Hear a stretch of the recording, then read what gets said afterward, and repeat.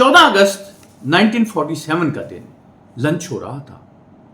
कायदे आज़म मौजूद तशरीफ़ फरमा थे, माउंट बैटन भी वहाँ थे और मुल्की गैर मुल्की अखबारी नुमाइंदे भी वहाँ इकट्ठे हुए थे।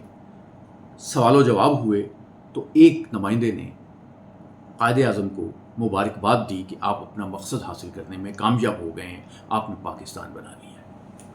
कायदे आज़म ने कहा, पाकिस्तान बनाने में जो मेरा हिस्सा है वो 2 आने का है और जो अवाम का हिस्सा है, मुसलमान अवाम का हिस्सा है, वो 6 आने का है। बाकी 8 आने यानी आधा कायदे आज़म ने बताया जो हिस्सा है वो पाकिस्तान बनाने में वो हिंदुओं का है। और फिर उन्होंने इसकी वजाहत की कि अगर हिंदू मुतस्सब और तंग नज़र ना होते तो हमें पाकिस्तान के हसूल की ज़रूरत ही पेश ना आती।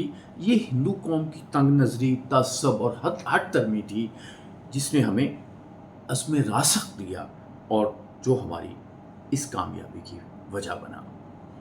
तो कायदे आज़म क़याम पाकिस्तान को गोया उसका आधा क्रेडिट जो है वो हिंदुओं की हट धर्मी को, तअस्सुब को दे रहे थे।